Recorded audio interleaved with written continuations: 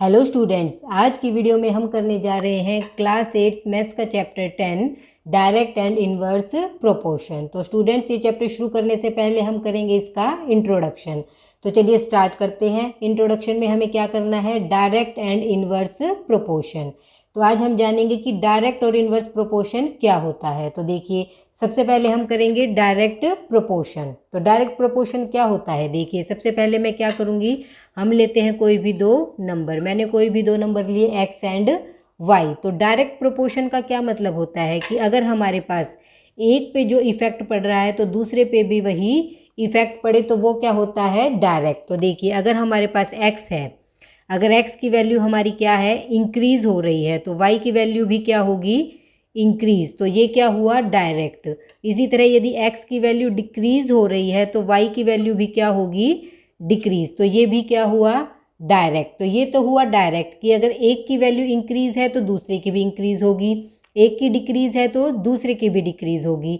और साथ में है प्रोपोर्शन। प्रोपोर्शन में कब होगा, जब इनका रेशो एक्स अपॉन वाई, तो जब अगर इनका रेशो हमारा क्या होगा, सेम होगा।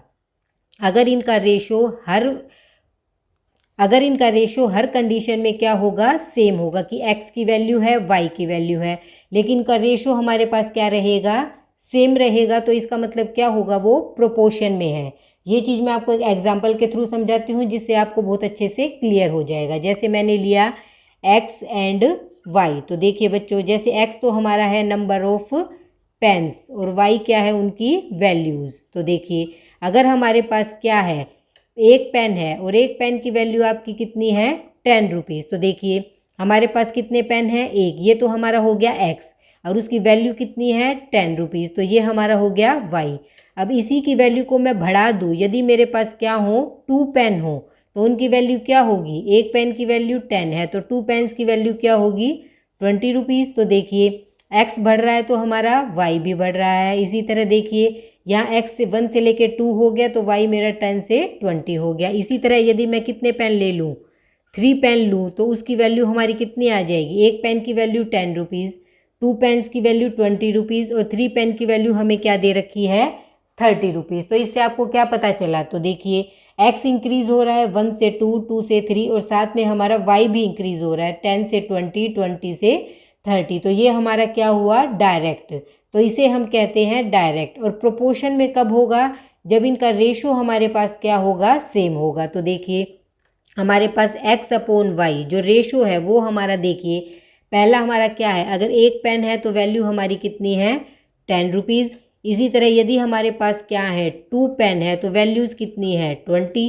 तो 2 से 20 हम कट करेंगे, इसकी सिंपलेस्ट फॉर्म निकाल लेंगे तो हमारे पास आया 1 अपॉन 10। इसी तरह यदि मैं 3 पेन के लिए हमारी वैल्यूज़ है 30, तो हमारा इसको भी कट करके कितना आया, 1 अपॉन 10। तो देखिए हर कंडीशन में हमारे पास क्या है, रेशो क्या आ रहा है, हमारा सेम आ रहा है। इसका मतलब क्या है, एक्स एंड वाई हमारे क्या है, प्रोपोर्शन में है। तो ये हमारा होता है डायरेक्ट प्रोपोर्शन। आई होप स्टूडेंट्स आपको अच्छे से समझ आया कि डायरेक्ट प्रोपोर्शन क्या होता है। आप फिर से देखिए, यदि हमारे पास एक की वैल्यू बढ़ रही है और दूसरे की भी बढ़ रही है, या फिर एक की कम हो रही है तो दूसरे की भी कम हो रही है, तो वो हमारा क्या होता है, डायरेक्ट। और उनका रेशो यदि हमारे पास क्या है, सेम है, तो वो हमारा होता है डायरेक्ट प्रोपोर्शन। अब इसी तरह देखिए, यदि हम यहाँ देखें कि हमारे पास यदि 3 पेन है और उनकी वैल्यू 30 रुपीज़ है, फिर आप उसको डिक्रीज़ कर दीजिए, हमारे पास है 2 पेन, उनकी वैल्यू हमें गिवन है 20। तो देखिए हमारे पास क्या है, अगर एक चीज़ कम हो रही है तो दूसरी भी कम हो रही है। इसी तरह यदि हमारे पास एक पेन है तो उसकी वैल्यू हमारे पास है 10 रुपीज़। तो इसी तरह देखिए हमारे पास ये डिक्रीज़ हो रहा है तो हमारा वाई भी डिक्रीज़ हो रहा है। तो इसे हम कहते हैं डायरेक्ट प्रोपोर्शन। अब इस तरह के एग्जाम्पल्स हमारे एक्सरसाइज में आएंगे कि डायरेक्ट प्रोपोर्शन के क्वेश्चन हम कैसे सोल्व करें। तो अभी मैं आपको एक एग्जाम्पल लेके समझाती हूँ जिससे आपको बहुत अच्छे से क्लियर हो जाएगा। देखिए स्टूडेंट्स, मैं एक डायरेक्ट प्रोपोर्शन का एग्जाम्पल लेती हूँ जिससे आपको अच्छे से क्लियर हो जाएगा कि इस तरह के क्वेश्चन हमें कैसे सोल्व करने हैं। तो देखिए, यदि मेरे पास 3 पेन है और उसकी वैल्यू हमें गिवन है 30 रुपीज़, तो आपको बताना है कि 10 पेन की वैल्यूज़ क्या होगी। तो देखिए इस तरह के क्वेश्चंस हमारे एक्सरसाइज में आएंगे। तो इसमें हमें गिवन है कि 3 पेन की वैल्यू यदि 30 रुपीज़ है तो हमारे पास हमें बतानी है कि 10 पेन की वैल्यू क्या होगी। तो सबसे पहले आपको ये जानना होगा कि ये हमारा डायरेक्ट प्रोपोर्शन है या नहीं है। तो देखिए अब आपको पता है 3 पेन की वैल्यू यदि 30 है, तो यदि हम 10 पेन की निकालेंगे तो हमारे पास पेन बढ़ रहे हैं तो वैल्यू क्या होगी उनकी, बढ़ेगी। तो वो हमारा क्या हुआ, डायरेक्ट। तो अब हमारा डायरेक्ट प्रोपोर्शन में लेके इसे हम क्या निकाल सकते हैं, इसकी वैल्यू। तो इसे मैं क्या मान लेती हूँ, इसे मैंने मान लिया a। तो अब डायरेक्ट प्रोपोर्शन के लिए हम क्या करेंगे, 3 अपॉन में x अपॉन वाई। x मेरा क्या है यहाँ पे, x हमारा है 3 और y मेरा है यहाँ पे 10। तो x अपॉन वाई मतलब 3 अपॉन 10। प्रोपोर्शन के लिए हम लेंगे इक्वल 30 अपॉन में a। तो यहाँ से मेरा क्या आ जाएगा, देखिए इसे मैं कर दूंगी क्रॉस मल्टीप्लाई। तो देखिए हमारा आएगा 3 मल्टीप्लाई में a is equal to 30 multiply में 10। तो हमें क्या मिला, 300। तो यहाँ से हमारी a की वैल्यू क्या आ जाएगी, a की वैल्यू मुझे मिलेगी 300 अपॉन में 3। तो हमें क्या मिली, 300 अपॉन में 3, तो हमें मिली 100। तो हमारे पास क्या आया, हमारे पास आया कि हमारे पास यदि 3 पेन की वैल्यू 30 है तो 10 पेन की वैल्यू हमारे पास कितनी होगी, 100। तो इस तरह के क्वेश्चंस हमारे एक्सरसाइज में आएंगे जो हमें सोल्व करने हैं।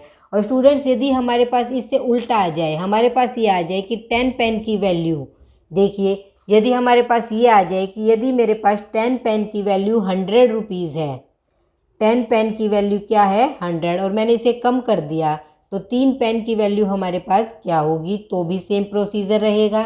इसे हम क्या करेंगे, 3 अपॉन में a इक्वल टू 10 अपॉन में 100, क्योंकि ये हमारा डायरेक्ट प्रोपोर्शन में है तो इसे हम लेके चलेंगे इक्वल।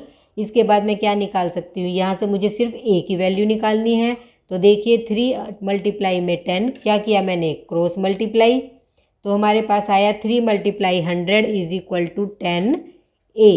तो यहाँ से क्या करूँगी, 10 को मैं ले जाऊँगी डिवाइड में, 3 मल्टीप्लाई 100 अपॉन में 10 इज इक्वल टू a। 10 से मेरा ये एक ज़ीरो कट जाएगी तो a की वैल्यू मेरी क्या आ जाएगी, a इज इक्वल टू 30। तो इसका मतलब मेरे पास 3 पेन की वैल्यू क्या आएगी, 3 पेन की वैल्यू आएगी 30 रुपीज़। इसके बाद स्टूडेंट्स हम करेंगे इनवर्स प्रोपोर्शन क्या होता है। तो चलिए देखते हैं।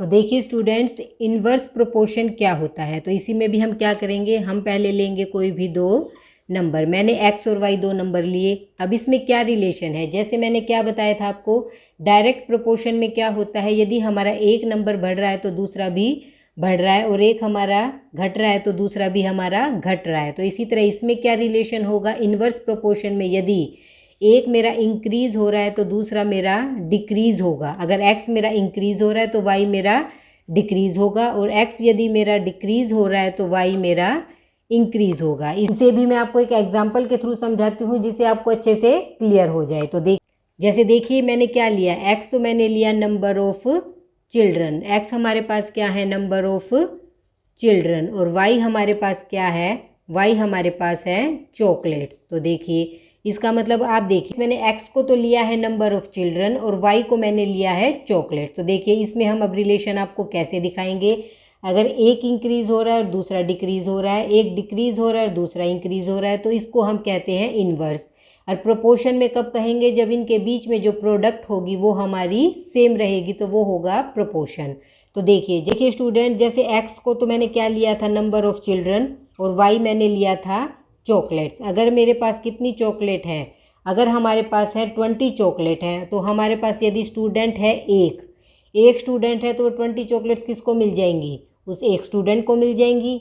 इसी तरह यदि मैं चिल्ड्रन को क्या कर दूँ, इंक्रीज़ कर दूँ। अब अगर हमारे पास 2 स्टूडेंट्स हैं तो देखिए अब वे 20 चॉकलेट्स हैं, वे 2 बच्चों में कैसे डिवाइड होंगी, कितने में, एक बच्चे को कितनी मिलेंगी, 10 मिलेगी। तो दोनों को कितनी मिली, 10 चॉकलेट्स मिली। यदि मैं इसको और बढ़ा दूं, यदि मेरे पास कितने स्टूडेंट्स हों, 4 स्टूडेंट्स हों, तो हर बच्चे को कितनी चॉकलेट मिलेगी, 5 मिलेगी। तभी हमारे पास 4 बच्चों को कितनी चॉकलेट मिलेंगी, वो 20 चॉकलेट्स मिलेगी। तो इस तरह का जो रिलेशन होता है, तो देखिए यहाँ पे हमारे नंबर ऑफ़ स्टूडेंट्स हैं, जो नंबर ऑफ़ चिल्ड्रन है वो तो क्या है, हमारे बढ़ रहे हैं, लेकिन हमारे ये क्या हो रहे हैं, ये हमारे डिक्रीज़ हो रहे हैं। इधर की साइड ये इंक्रीज़, इधर तो बच्चे हमारे बढ़ रहे हैं, 1 से 2 बच्चे हुए, 2 से 4 बच्चे हुए, लेकिन चॉकलेट्स क्या हुई, डिक्रीज़ हो गई। पहले 1 था तो उसे मिली 20 चॉकलेट्स, 2 हुए तो उनको मिली 10, 4 हुए तो उनको मिली 5। तो इससे क्या हुआ, इनके बीच में क्या रिलेशन बना कि यदि हमारे पास एक बढ़ रहा है तो दूसरा हमारा घट रहा है, तो इसे हम कहते हैं इन्वर्स। और प्रोपोर्शन में क्या होगा, यदि हमारे पास x मल्टीप्लाई वाई, मतलब कि यदि एक्स वाई हमारे पास क्या होगा, सेम होगा। तो देखिए 1 और 20 को मल्टीप्लाई करेंगे तो हमें क्या मिलेगा, 20। इसी तरह आप 2 और 20 को मल्टीप्लाई कीजिए तो भी हमें क्या मिलेगा, 2 और 10 को मल्टीप्लाई कीजिए तो भी हमें क्या मिलेगा, 20। 4 और 5 को मल्टीप्लाई करेंगे तो भी आपको क्या मिलेगा, 20। तो ये हमारा क्या हुआ, इन्वर्स प्रोपोर्शन। और स्टूडेंट्स अब इसके बाद इससे रिलेटेड क्वेश्चंस हमें एक्सरसाइज में कैसे मिलेंगे वो मैं आपको एक एग्जांपल लेके समझाती हूँ, जिससे आपको अच्छे से क्लियर हो जाएगा कि हमें इसके क्वेश्चंस कैसे सॉल्व करने हैं। तो देखिए स्टूडेंट्स, इनवर्स प्रोपोर्शन का एक एग्जांपल, जिसमें यदि हमारे पास एक एग्जांपल है, मान लीजिए एक मैंने लिया x और एक मैंने लिया y। तो देखिए यदि हमारे पास कितने स्टूडेंट्स हैं, यदि हमारे पास स्टूडेंट्स हैं, हमें गिवन है कि 4 स्टूडेंट्स हैं और हर स्टूडेंट्स को कितनी चॉकलेट मिल रही है, 5।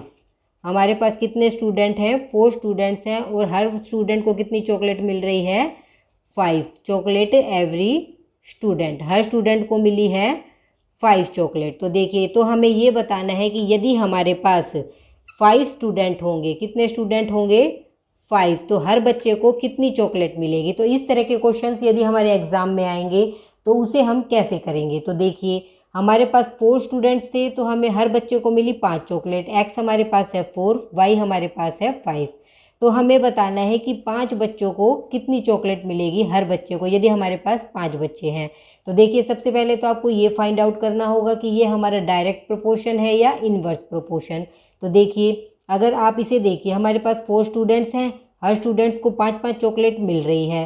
तो इसके बाद देखिए यदि आप इसे देखिए, यदि मैंने उसको 4 स्टूडेंट से 5 स्टूडेंट कर दिया, बच्चे मैंने बढ़ा दिए, तो यहाँ पे हमारा क्या होगा, ये इन्वर्स प्रोपोर्शन है, क्योंकि बच्चे बढ़ने से चॉकलेट हमारी क्या हो जाएगी, कम हो जाएगी। तो इसका मतलब क्या है, एक चीज़ बढ़ रही है तो दूसरी हमारी घट रही है। तो इसका मतलब क्या हुआ, इसका मतलब ये हमारा इन्वर्स प्रोपोर्शन है। तो इन्वर्स प्रोपोर्शन में क्या होगा, x और y को हम क्या करेंगे, मल्टीप्लाई। तो देखिए इसमें हमारे पास क्या आ जाएगा, हमारे पास आएगा 4 multiply 5 is equal to 5 multiply में डैश। इसको मैंने क्या लिया है, इसको मैंने मान लिया है a। तो हमारे पास क्या आ जाएगा, 20 इज इक्वल टू 5a। तो इससे मेरे पास क्या आएगा, a is equal to 20 divide में 5 इज इक्वल टू 4। तो इसका मतलब क्या हुआ, यदि हमारे पास 5 स्टूडेंट्स हैं तो हर बच्चे को कितनी चॉकलेट मिली, 4 चॉकलेट मिली। आई होप स्टूडेंट्स आपको समझ आया। इसके साथ ही हमारा ये जो चैप्टर डायरेक्ट और इन्वर्स प्रोपोर्शन का है वो उसका इंट्रोडक्शन कंप्लीट होता है। आई होप आपको अच्छे से इसका इंट्रोडक्शन समझ आ गया होगा। फिर भी आपको कोई डाउट हो तो आप इसको रिवाइंड करके देख सकते हैं, तो आपको सभी कंसेप्ट्स आपको अच्छे से क्लियर हो जाए। इसके बाद आपको इस एक्सरसाइज के क्वेश्चन करने में कोई भी प्रॉब्लम नहीं होगी। इससे नेक्स्ट वीडियो में हम करेंगे इसकी एक्सरसाइज। तब तक के लिए थैंक यू।